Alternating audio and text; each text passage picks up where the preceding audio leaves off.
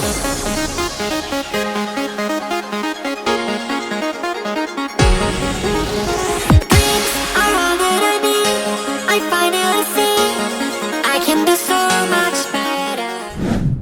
this is our second podcast. Today we're shooting this live on location here in downtown Danville. We're out here by the Pete's Coffee. We had to get our vitamin C for caffeine today. How's everyone doing? That's right, yeah. It's been a long day. We actually just got to attend a very cool 𝐒𝐶AR annual meeting, kind of an update on what's happening in the real estate market and new laws and new industry stuff, which is going to be very cool. But today we're going to start by sharing some things that we left off in our last podcast about NAR, National Association of Realtors. You know, what happened with their kind of scandalous situation, which we're not going to talk so much about, but we are going to talk about how Redfin left them. What does that mean to the industry? And we called them. Yeah? So we just wanted to get it straight from the horse's mouth, how they felt about everything that's going on. So we'll just jump right into that. So we call both NAR and 𝐶AR, isn't that correct? Yeah, we call both of them, and essentially we got to talk to both of them, and so. And just to clarify, NAR is the National Association of Realtors, which is the parent, company association, and then 𝐶AR stands for the state, and which is the California Association of Realtors. Just so you're aware. Yeah. So, I mean, here's the kind of the condensed version of what happened. So, the conversation with NAR was about, hey, do we need to have an NAR membership to access the MLS and to be able to, carry our role as realtors and brokers and do our business? And so basically what they told us is that you don't necessarily have to be an NAR member to have access to everything. You could be a MLS only, but you don't have to necessarily be an NAR member. Mainly, the things that we get are some benefits, like we have access to things like certain systems that can show us properties.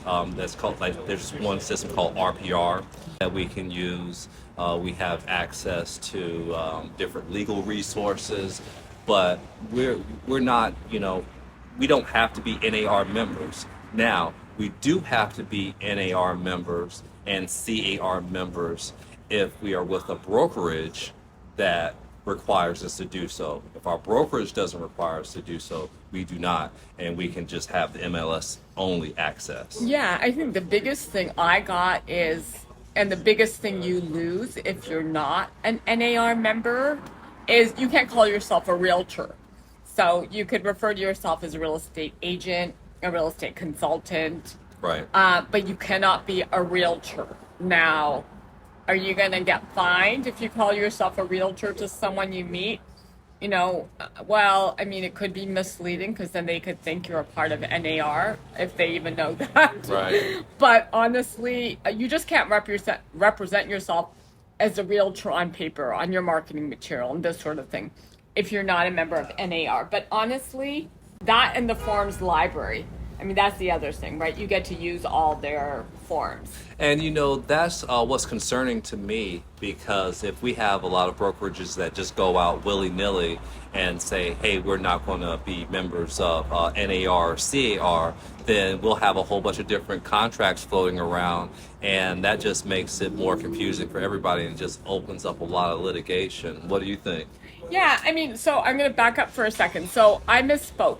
NAR is not our contracts. That would be 𝐶AR, which is the California Association of Realtors. But they're all together, though. Yeah, they're all together. But I think with NAR, NAR would only give us some of the rules and regulations and those kinds of things, Code of ethics and those kinds of things. Now, the interesting thing was we then proceeded to call 𝐶AR, and 𝐶AR said, yep, you don't need to be a member of 𝐶AR if your broker doesn't require it. You don't need to be a member of 𝐶AR, which is California Association of Realtors.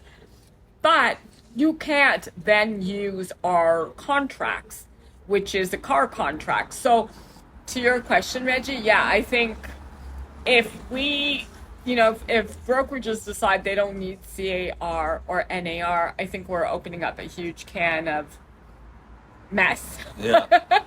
Lots of litigation. Yeah, a lot of litigation, a lot of contracts that we're going to have to read and really read the nitty gritty. And remember, we're realtors. I'm a broker, but the average realtor, I mean, I'm not going to have them read a different contract and try to like dissect it. That's ridiculous, right? So it sounds to me like each of these big brokerages, like a RE/MAX, if they were to leave, speculating if they were to leave NAR and CAR, RE/MAX would have to get their legal department to do specific contracts. So there'd be a RE/MAX contract, maybe a contract that's with some of these other companies, like a Sotheby's, a Coldwell Banker. Now Sotheby's under which umbrella again? I can't remember. Maybe anywhere, right? Anywhere, yeah. So maybe Anywhere, which took the place of Reology, would have their set of contracts. Redfin would have their set of contracts. So, that would just really create a big mess. And when we did speak to the MLS, you remember what they said, It's a package deal, so Yeah. you can't just be NAR or CAR. You've got to, it's a whole package deal, and so that was interesting. We also proceeded to ask them, okay, well, if we did decide to, get the MLS access only, well, how do you break down those fees? In which it didn't really seem like she knew how to answer that question. Yeah, it was really interesting because she was like very confused and almost caught off guard, but I think we gave her a really good training exercise because I'm hoping we're not the only ones asking these questions, especially in light of the lawsuits and the antitrust things going on right now, because honestly, if I'm an independent contractor, should I be forced to be a member of CAR and NAR? I mean, that's probably $400 worth of dues. Do I need to pay those dues, or maybe like $300? But, say I just want to have MLS access and key access. Because they don't break those fees down when we go to pay them. You just have to pay it. I guess you could do it, but again, how she explained it, from what I gathered, because we were both on the phone, we have to first make sure that the broker is okay with that and is not, member, and which some of them are now, like I know Redfin and RE/MAX have backed out. Coldwell Banker too? Coldwell Banker, no, not Okay. yet. But RE/MAX went and told their agents, they don't want to be realtors anymore. They don't have to. So each of the franchise offices can make a decision on their own whether they want to be a realtor or not, which means they no longer are part of NAR. And when we asked her about that, she said that, to her knowledge, nobody has really, pulled the trigger on doing that yet. So I guess we're all learning at this point. Yeah, right? yeah, 100%. It's so new and fresh. Yeah, but if you're a realtor out there or someone considering getting their license, or you're in mortgages, it's good information to honestly be on top of. You should really know what your rights are and what your fee structure is and what you're paying every year and what you're paying into and what you're getting out of it, right? The other thing that NAR kept on telling us is, well, you get all these discounts on things. And I was like, okay, like what? And she's like, well, it's on our website, so. Yeah. We caught her off guard, to say the least.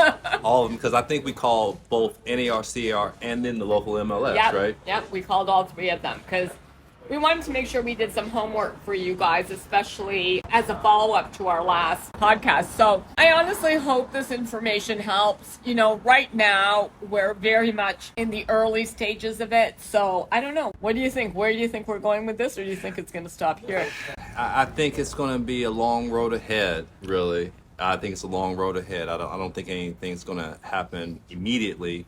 And based upon what we talked about in our meeting today with the local board, which we'll discuss in another podcast, even if there's some changes, it's going to take a while. It's going to be a lot of, back and forth.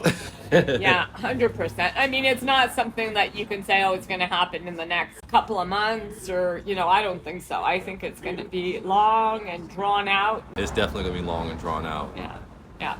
So I hope this helps. We wanted to make sure that we kind of segment it off for you guys so you kind of have some of the homework we've done as information, and we've got some more and exciting things to share with you that I think is going to be very, very insightful. And, just to kind of give you a little teaser, it's going to be about what's happening with buyers, brokers. If you're an agent in the business and you represent a lot of buyers right now, what you're in store for with this new lawsuit, or I shouldn't say new lawsuit, with these lawsuits, and kind of share a little bit more of that information. Whether you're an agent or you're or a a consumer. buyer, yeah. Or the actual end consumer, yeah. It's going to affect all of us. All right. Well, thank you so much, and we will catch you on the next podcast.